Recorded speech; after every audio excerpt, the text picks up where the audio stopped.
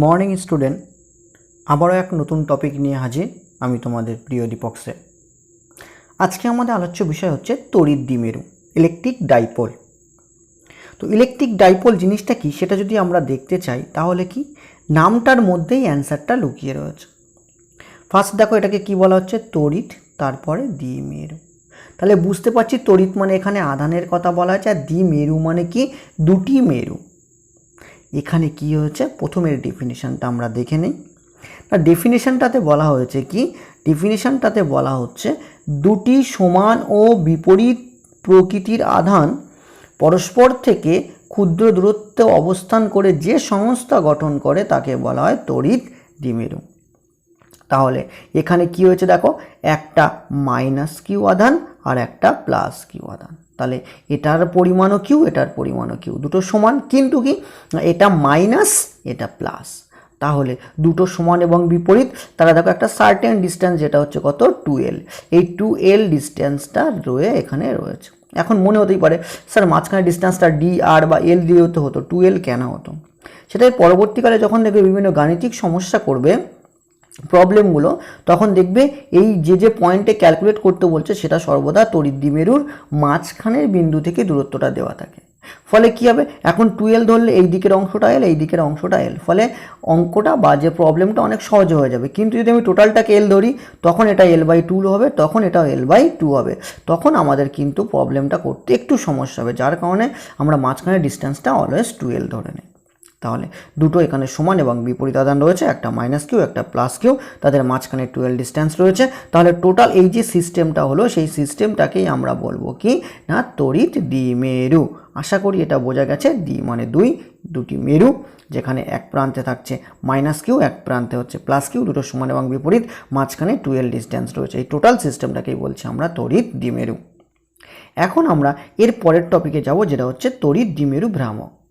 তড়িৎ দ্বিমেরু ভ্রামকটা কি জিনিস না, দেখো এবার কি হয়েছে, এই যে তড়িৎ দ্বিমেরুটা রয়েছে, তাহলে এদিকে একটা প্রান্তে রয়েছে মাইনাস কিউ, একটা প্রান্তে রয়েছে প্লাস কিউ, মাঝখানে ডিস্টেন্সটা কত 2L। এখন তড়িৎ দ্বিমেরু হচ্ছে কি, এই যে দুটো সমান আধান রয়েছে এদের মানটা শুধু প্লাস বা মাইনাস সেটা না, এই দুটো আধান এই দুটোই সমান, ফলে এই দুটো আধানের মধ্যে কোনো একটি আধান, যেটাকে আমরা এই তড়িৎ দ্বিমেরু ভ্রামকটাকে পি দিয়ে ডিনোট করি। তাহলে দুটোর মধ্যে যে কোনো একটা আধান হচ্ছে কিউ, আর মাঝখানের ডিস্টেন্সটা কত 2L। তাহলে এই যে ভ্যালুটা এখানে বেরোলো কি না, P equals to 2L into Q. এই যে অ্যামাউন্টটা, সেই অ্যামাউন্টটাকেই বলা হয় তার দ্বিমেরু ভ্রামক। অর্থাৎ কি, আমরা ডেফিনেশনটা যদি একটু দেখে নিই তাহলে কি বলা হচ্ছে, তড়িৎ দ্বিমেরুর যে কোনো একটি আধানের মান, তাহলে দুটোর মধ্যে কিন্তু যে কোনো একটাতে মান নিতে হবে, ও তাদের মধ্যবর্তী দূরত্বের গুণফলকে তড়িৎ দ্বিমেরুর ভ্রামক বলে। তাহলে ভ্রামকটা আমরা এখানে পেয়ে গেলাম কি পি। তাহলে দুটোর মধ্যে একটা আধান আমরা নিয়েছি, সমান আধানের মধ্যে দুটোই একই, তাহলে একটা কিউ নিয়ে নিয়েছি, আর একটা মাঝখানে ডিস্টেন্স হচ্ছে 2L। তাহলে এর ভ্যালুটা দাঁড়াচ্ছে কত 2L ইন্টু কিউ। কিন্তু এই যে তড়িৎতার যে দ্বিমেরু ভ্রামকটা সৃষ্টি হচ্ছে, সেই দ্বিমেরু ভ্রামকটা কিন্তু একটা ভেক্টর রাশি। তাহলে নোট করতে হবে যে পয়েন্টটা, এটা কিন্তু একটা ভেক্টর কোয়ান্টিটি। স্যার ভেক্টর যদি হয় তাহলে তো দিক থাকবে, তাহলে দিকটা কোন দিকে না, এর দিকটা যেটা, তাহলে যদি আমি পি ভেক্টরটাতে পেতে চাই তাহলে পি ভেক্টর যেটার ভ্যালুটা কত 2L ইন্টু কিউ, আর দিকটা কি হবে না মাইনাস আধান থেকে, তাহলে অলওয়েজ এর ডিরেকশানটা হয় মাইনাস আধান থেকে, তাহলে ডিরেকশানটা হচ্ছে মাইনাস আধান থেকে প্লাস আধানের দিকে। তাহলে এটা কিন্তু খুব ইম্পর্টেন্ট পয়েন্ট। এটা হচ্ছে কি না, এই যে তড়িৎ দ্বিমেরু ভ্রামকটা হচ্ছে একটা ভেক্টর কোয়ান্টিটি যার ভ্যালুটা হচ্ছে 2L ইন্টু কিউ, কিন্তু তার ডিরেকশনটা অলওয়েজ মাইনাস চার্জ থেকে প্লাস চার্জের দিকে। এই কারণে দেখবে আমরা যখনই এখানে কি করব, যত প্রকার গাণিতিক প্রবলেম করব, তখন দ্বিমেরুটা আঁকার সময় অলওয়েজ লেফট হ্যান্ড সাইডে বাঁদিকে আমরা কি করব, মাইনাস কিউ আধানটাকে অলওয়েজ বাঁদিকে দেব, আর প্লাস কিউ আধানটাকে অলওয়েজ ডান দিকে দেব।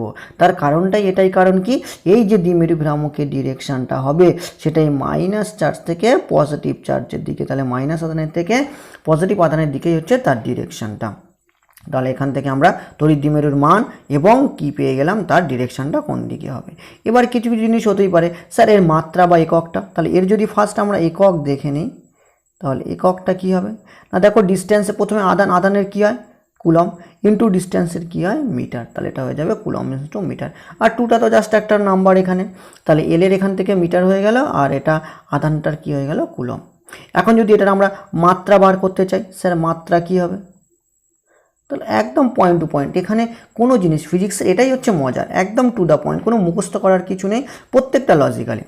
তাহলে দেখো প্রথমে এল, তাহলে এল এর কী আসবে লেন্থ ফর ক্যাপিটাল এল, আর আধানের কী এসেছিলো, আধানের আমরা জানি এটা হয় কি আই ইন্টু টি।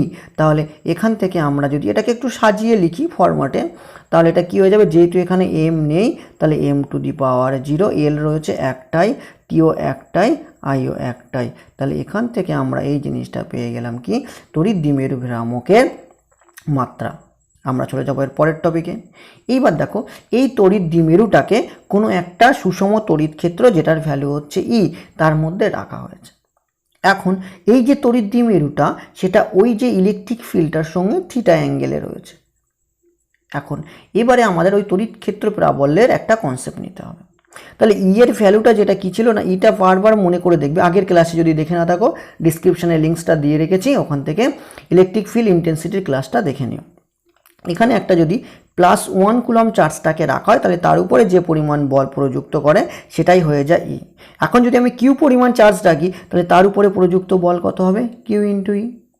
কিন্তু আরেকটা পয়েন্ট নোট করতে হবে, যদি প্লাস চার্জ হয় তাহলে ই যে ডিরেকশানে রয়েছে ইলেকট্রিক ফিল্ডটা যে ডিরেকশানে সেই ডিরেকশানে বল প্রযুক্ত হবে, আর যদি মাইনাস আদান হয় তাহলে এটা ইলেকট্রিক ফিল্ডটা যে ডিরেকশানে তার অপোজিট ডিরেকশানে ফোর্সটা অ্যাপ্লিকেবল হবে। এখন যদি আমরা এক্ষেত্রে দেখি তাহলে দেখো এক্ষেত্রে যে এই প্লাস কিউ আদানটার জন্য তাহলে কি হবে, এখানেও বল প্রযুক্ত হবে কিউ ইন্টু ই, কিন্তু সেটা ইলেকট্রিক ফিল্ডের দিকে। আর এখানে যে আদানটা রয়েছে তার জন্য কিন্তু এখানেও প্রযুক্ত হবে কত না কিউ ইন্টু ই, কিন্তু ব্যাপারটা যেটা হচ্ছে এখানে হচ্ছে ইলেকট্রিক ফিল্ডের বিপরীত দিকে বল প্রযুক্ত হবে। এখন তাহলে এখানে দুটো বল প্রযুক্ত হচ্ছে, কিন্তু বল দুটো দেখো প্যারালালভাবে অ্যাক্টিং হচ্ছে, দুটো সমান কিন্তু বিপরীতমুখী বল সমান্তরালভাবে ক্রিয়া করছে। তাহলে এখান থেকে আমরা যে টর্কটা পাবো, যেটা বলের ভ্রামক বা টর্ক বলা হয়, সেই টর্কটা এখান থেকে ক্যালকুলেট করতে হবে। এখন টর্কের ক্যালকুলেশনে কি বলা হচ্ছে, টর্কের মান যেটা হয় টর্ক, যেটাকে আমরা টাউ দিয়ে লিখি বা এটাকে এর ভ্যালুটা লিখে এটা ব্র্যাকেটটাকে বলা হচ্ছে কি টর্ক, টর্ক।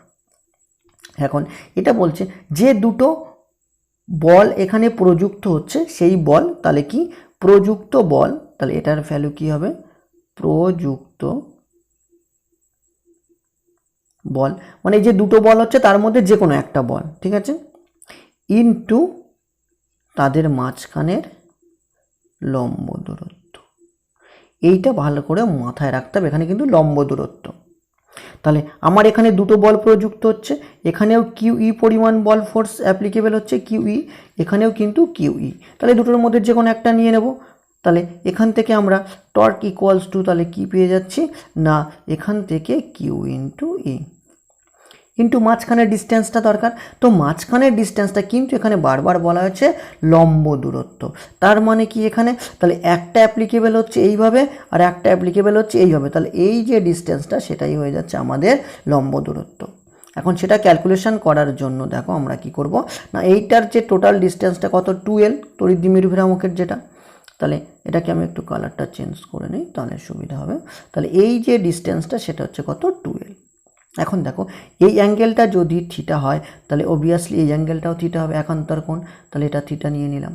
এখন এটা যদি 2L হয় তাহলে তার যে থিটা কম্পোনেন্ট সেই দিকে হয়ে যাবে কি 2L cos থিটা, আর তার লম্ব দিক মানে এই ডিস্টেন্সটা, এবার দেখো এখান থেকে এই ডিস্টেন্সটাও যা হবে এই ডিস্টেন্সটাও তাই হবে, তাহলে এটা হয়ে যাবে কত 2L sin থিটা।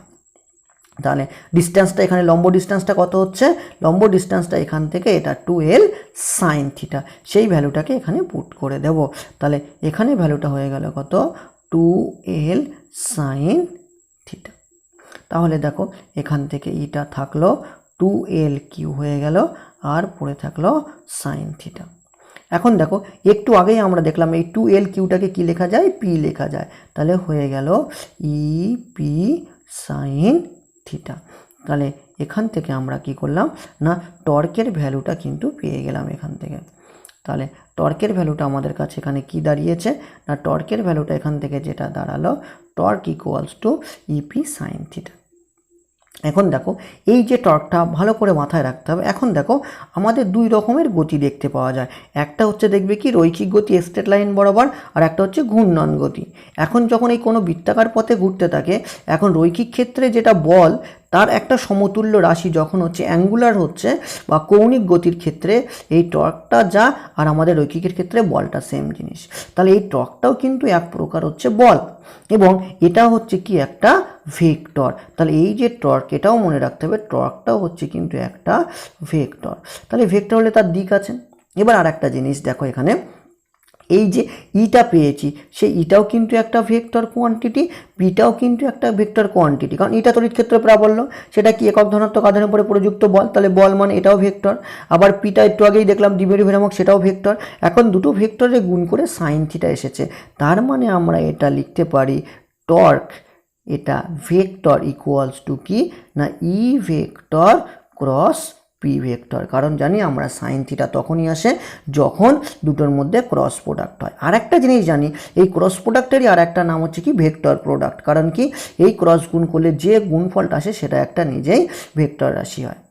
এবার আর একটা জিনিস হচ্ছে কি এখানে স্যার কোনটার ডিরেকশন কোন দিকে হবে। এখন দেখো জানি আমরা ভেক্টরে ক্রস গুণ করেছি, যদি ভেক্টরে ক্রস গুণে কোনো সমস্যা থাকে ক্লাস 11-এর ভেক্টর চ্যাপ্টারটা দেখে নিতে পারো, ঠিক আছে।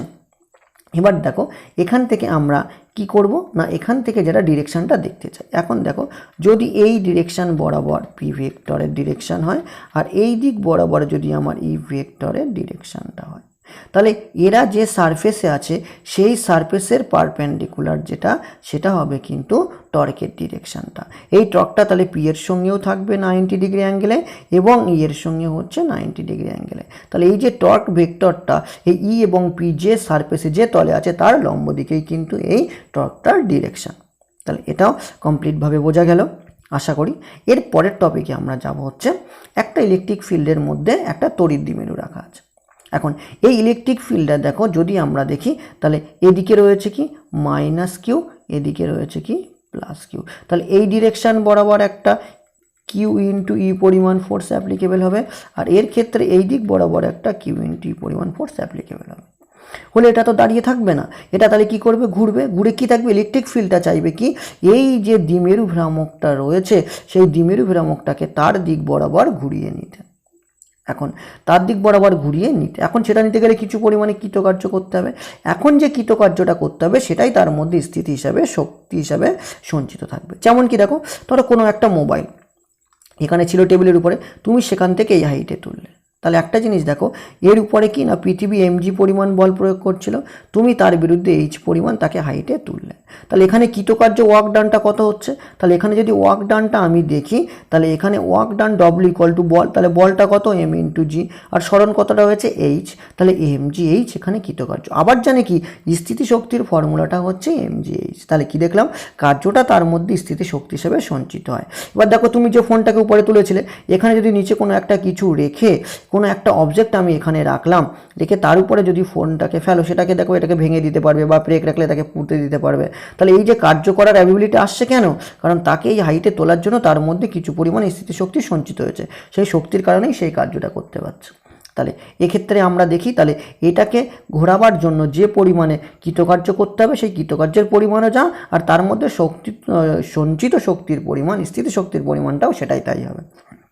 এখন দেখো যদি আমরা দেখি তাহলে এর উপরে যে প্রযুক্ত বলটা প্রথমে যেটা হচ্ছে টর্ক, এটা বলেছিলাম কি যখন এটা, কারণ কি এর মুভমেন্টটা কেমন হবে দেখো, তাহলে এটা কিভাবে ঘুরবে এইভাবে ঘুরবে, তাহলে এটাকে যদি আমরা দেখি না এটা ঘুরবে দেখো এই ডিরেকশানে আর এটা ঘুরবে এই ডিরেকশানে, তাহলে এখানে কিন্তু বৃত্তীয় গতি হবে কৌণিক গতি। তাহলে কৌণিক গতির ক্ষেত্রে বলটা কত, তাহলে কৌণিক গতির ক্ষেত্রে বলটা কিন্তু টর্কটাই হচ্ছে কৌণিক গতির ক্ষেত্রে বল, সেটার পরিমাণ কত পেয়েছি আমরা ই পি সাইন থিটা। এখন দেখো তাহলে এক্ষেত্রে আমরা যদি দেখি তাহলে এটা কি ছিল থিটা অ্যাঙ্গেলে, বা এটাকে আমরা ধরতে পারি কি না এটা হচ্ছে থিটা 1 অ্যাঙ্গেলে। কিছুক্ষণ পরে এটাকে কি মনে করলাম ঘুরে এই পজিশানে এসেছে যেখানে অ্যাঙ্গেলটা হচ্ছে কি θ2। তাহলে এক্ষেত্রে আমাদেরকে বার করতে হবে। তো প্রথমে আমি কি ধরবো, θ1 থেকে θ2 নয়, সে যে পজিশান ছিল সেই পজিশান থেকে প্রথমে dθ পরিমাণ অংশ ঘুরে গেছে। তাহলে আগে দেখবো এই dθ পরিমাণ সরার জন্য কতটা পরিমাণে কৃতকার্য হলো। তাহলে এখানে কৌণিক যে সরণ, তাহলে এক্ষেত্রে যে কৌণিক সরণটা হচ্ছে কত, তাহলে সেটা হচ্ছে dθ। তাহলে এক্ষেত্রে যে কৃতকার্যটা হবে, তাহলে এক্ষেত্রে যে ওয়ার্ক ডানটা হচ্ছে কৃতকার্য, তাহলে এক্ষেত্রে যে কৃতকার্য হবে সেটাকে আমি dw দিয়ে লিখছি, যেহেতু dθ পরিমাণ কমপ্লিটটার জন্য না, তাহলে সেটা কত হয়ে যাবে না, সেক্ষেত্রে ভ্যালুটা হবে টর্ক ইন্টু dθ। তাহলে টর্কের ভ্যালু কত, EP sin θ ইন্টু dθ। এবার দেখো এটা কি কমপ্লিটটার জন্য না, এটা খুব ওই dθ পরিমাণের জন্য। এখন যদি আমি কমপ্লিট কৃতকার্যটা মনে করলাম সে θ1 থেকে θ2 এ নিয়ে গেছে, তাহলে পুরোটার জন্য যদি পেতে চাই তাহলে কি করতে হবে, আমাকে ইন্টিগ্রেশন করতে হবে। তাহলে w ইকুয়ালস টু হয়ে যাবে ইন্টিগ্রেশন অফ dw, কোথা থেকে না θ1 থেকে θ2 পর্যন্ত। তাহলে আমরা পরপর দেখে নিই কী হয় এরপরে। তাহলে আমি ভ্যালুগুলোকে বসিয়ে দিই। তাহলে ইন্টিগ্রেশন θ1 থেকে θ2, ভ্যালুটা কত না EP sin θ ইন্টু dθ। এখন দেখো যেহেতু এক্ষেত্রে এই E এবং P এটা কনস্ট্যান্ট, তাই ইন্টিগ্রেশনের ভিতরে শুধু থেকে যাবে sin θ ইন্টু dθ, ইন্টিগ্রেশন θ1 থেকে θ2। এখন দেখো আমরা জানি কি যে না, তাহলে ইপিটা কনস্ট্যান্ট থেকে গেল, আর সাইন থিটার ফর্মুলা যদি আমরা ইন্টিগ্রেশন করি তাহলে আসে মাইনাস কস থিটা, তাহলে θ1 থেকে θ2। এখন যদি আমরা লিমিটটা বসাই তাহলে প্রথমে কি আসবে না ইপি মাইনাস, প্রথমে আপার লিমিট, তাহলে এটা চলে আসবে কি কস θ2 মাইনাস, আর এই ফর্মুলার মাইনাস মিলে কি হয়ে যাবে প্লাস cos θ1। তো এটাকে যদি আমি ঠিকঠাকভাবে ঘুরিয়ে লিখি ফরম্যাটে, তাহলে এখানে যে ওয়ার্ক ডানটা হচ্ছে সেটা হচ্ছে তাহলে EP cos θ1 মাইনাস cos θ2। তাহলে এটাই আমার বেরিয়ে গেল এখানে টোটাল যে ওয়ার্ক ডানটা এক্ষেত্রে হচ্ছিল। তাই টোটাল ওয়ার্ক ডানের ভ্যালুটা এখান থেকে আমরা পেয়ে গেলাম। এখন দেখো কিছু এক্সেপশনাল কন্ডিশন আমরা বসাবো, স্পেশাল কন্ডিশন, যেমন কি যদি সেটা আমি মনে করতাম কি না প্রথমে θ1টা 0 ডিগ্রি ছিল, সেখান থেকে আমি θ2টা কত ডিগ্রিতে নিয়ে গেছি, θ2তে নিয়ে গেছি, তাহলে দেখো সেক্ষেত্রে ওয়ার্ক ডানটা কত হতো, তার মানে কি এটা তার সম্মুখেই ছিল, তার এই যে ইলেকট্রিক ফিল্ডটা সেই ইলেকট্রিক ফিল্ডের বরাবরই ছিল, তাহলে ইলেকট্রিক ফিল্ড সেই বরাবরই থাকলে অ্যাঙ্গেলটা 0 ডিগ্রি, তাহলে প্রথম ইনিশিয়ালি এখানে ছিল, তারপর সেখান থেকে আমি θ2তে নিয়ে গেছি। তাহলে দেখো কি হবে এখানে, তা দেখি যদি, তাহলে আমাদের EP cos 0 degree minus cos θ2, এটা θ2 বা তুমি এটাকে থিটা হিসেবেও লিখতে পারো, ঠিক আছে। θ2 না লিখে যেহেতু থিটা এখানে 1টাকে 0 ধরেছে আর একটাকে থিটা ধরলাম, তাহলে এখান থেকে পেয়ে গেলাম এটা।